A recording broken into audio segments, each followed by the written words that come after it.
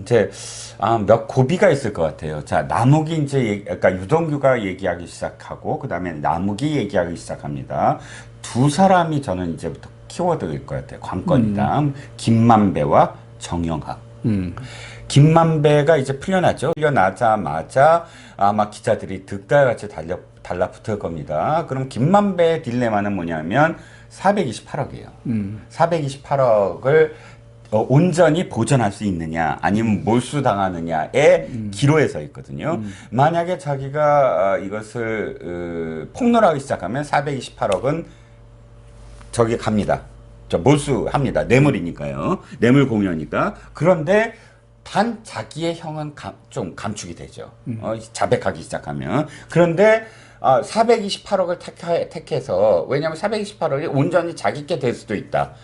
이재명 쪽에서는 내 거 아니다라고 지금 완전히 손살을 치고 있으니까 앞으로 이걸 돌려주지 않아도 되는 상황이 될 수도 있지 않겠습니까? 네. 이게 뇌물로 해서 이 몰수당하는 것보다는 내가 몇 년형을 받고 와서라도 이게 내 거만 될 수 있다면 나는 할 수 있다. 왜냐하면 그 이전에 그런 비슷한 얘기를 하지 않았습니까? 내가 3년 반만 갔다 오면 돼. 뭐 이런 얘기를 그때 정영학 노출호에도 있었는데 그렇게 됐을 경우 만약에 진짜 428억을 보전할 수 있느냐. 이건 또 미지수예요. 왜냐하면 나머지 사람들이 모두 다 아니 김만배한테 들었어. 이게 전문 증거인데 직접적으로 그 사람한테 들었다라고 얘기하는 건 제3자한테 들었다는 것과 완전히 질적으로 다르다는 거예요. 그러니까 내가 이 사람이 이 사람한테 얘기하는 걸 이 사람한테 들었다는 건 굉장히 이 증거로서의 채택률이 낮은데 당사자한테 들었다. 그러니까 김만배가 누구한테 돈을 줬다라는 걸 김만배 입으로 직접 들었다라는 건 전문 증거로서 굉장히 신뢰도를 높일 수 있다는 것이라 아무리 자기가 부인을 하더라도 마지막 결정적인 순간에는 증거로 다른 사람들의 일치된 그런 증언을 채택할 가능성이 크므로 김만배의 고민은 바로 거기에 있다. 내가 형을 감하는 것을 택할 것이냐 잘만 하면 428원도 내게 되는데 이걸 택할 것이냐. 여기에 핵심적인 어떤 부분이 있지 않을까 싶어요. 김만배는 아직까지는 이 검찰에서도 이 700억의 실소유주 이 부분에 대해서는 입을 다물고 있는 것 아니겠습니까? 네. 계속 자기 거라고 하고 있는 것이고. 그렇죠. 22일 날 그 남욱이가 지분 부분에 대해서 이재명 측 지분이라는 얘기, 시장실이라고 얘기를 했대요. 네네. 시장식 지분이라고 얘기한 것을 증언을 했는데 그 부분에 대해서 나오면서 나는 그런 말을 한 적이 없는데 네. 이렇게 또 딱 부인을 하더라는 거 아닙니까? 예. 그렇기 때문에 김만배가 과연 24일 풀려나면서도 그 입장을 유지할지 네. 그게 이제 사실은 이재명한테는 제일 관건 아니겠습니까? 그렇습니다. 김만배는 이 전체적인 내용에 대해서 가장 잘 아는 사람 중에 또 하나 아니겠습니까? 대장동 일당 중에서는. 그렇죠. 예. 김만배가 이 유동규를 통해서 정진상, 김용을 연결하는 그 연결고리 역할을 했지 않습니까? 남욱 같은 경우는 김용이나 뭐 정진상이를 자기가 본 적이 거의 없다는 거 아닙니까? 무슨 재선 당선되고 뭐 인사 한번 한 것뿐이 없다는 거예요. 그리고 그렇죠. 김만배가 다 했기 때문에 김만배의 입이 정말 중요한데 과연 김만배가 입을 열 것인가 이게 관건이 되겠죠. 그렇죠.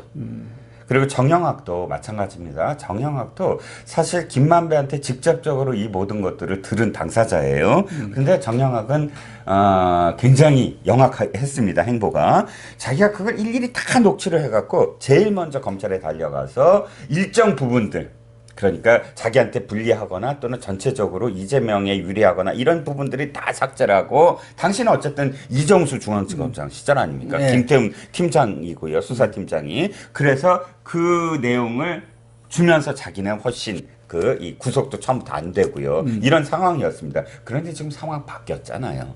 지금 검찰도 바뀌고 정권도 바뀌고요. 그랬을 때 정영학이 계속 자기가 입장을 똑같이 할 수가 있을까? 자기가 안 내놓은 녹취록은 없을까? 이런 부분들. 또 정영학도 사실은 굉장히 입장 표명을 어떻게 할 건가를 봐야 되는 상황이 돼버렸어요. 정영학도 검찰 입장에서는 그것은 문재인 정권 봐줄 때의 이야기고 지금은 그 녹취록도 자기한테 불리한 것들은 싹 그 삭제해버리고 제출한 것 아니겠습니까? 그렇죠. 그렇기 때문에 정영학이 경우에 따라서는 얼마든지 그동안에는 전 정권 때는 검찰한테 협조했지만 이 정권에 와서는 어떻게 보면은 검찰하고는 다소 다른 이야기들을 계속 하고 있기 때문에 윤석열 검찰은 정영학도 압박할 가능성이 그렇죠. 있지요. 특히 남욱 같은 경우도 물론 자기 죄를 감하기 위해서 본인도 얘기했잖아요. 내가 뭐 나무 죄까지 다 떠안고 갈 수는 없는 거 아니냐. 예. 이게 김만배한테 얘기했어요. 형 그랬어요. 아예 기자들 앞에서 형이 내 징역을 대신 살아줄 수 없잖아. 그러니까요. 이렇게 얘기했거든요. 즉 나오는 김만배한테 저는 메시지를 보냈다고 생각을 합니다.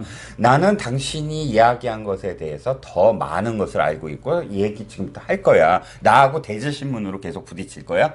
이제 진실을 얘기해. 내가 당신이 얘기했듯이. 근데 당신이 얘기한 그 당신 짐까지 내가 다 징역을 살 수는 없어. 라고 선전포고를 한 것 같고요.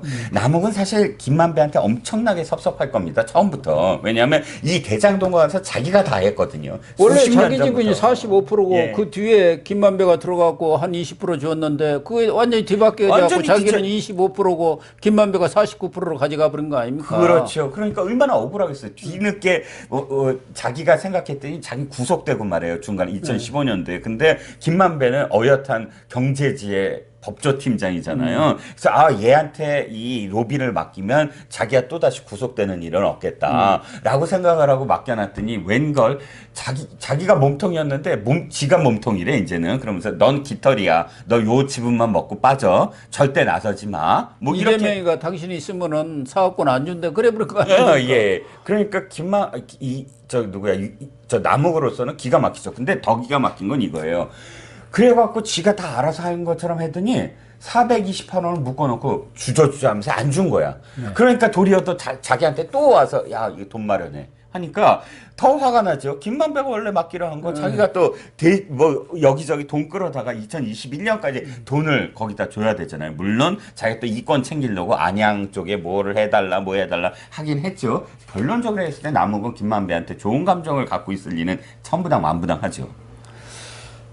어쨌든 지금 이런 상황들로 보면은 이제 뭐 김만배 입이 어떻게 될지 그건 또 지켜봐야 할 일이지만 남욱도 유동규와 마찬가지로 내 죄는 내가 지은 것만큼만 지겠다. 그리고 나머지 당신들이 잘못한 것은 당신들이 져라. 지금 이런 얘기 아닙니까? 네, 그렇습니다.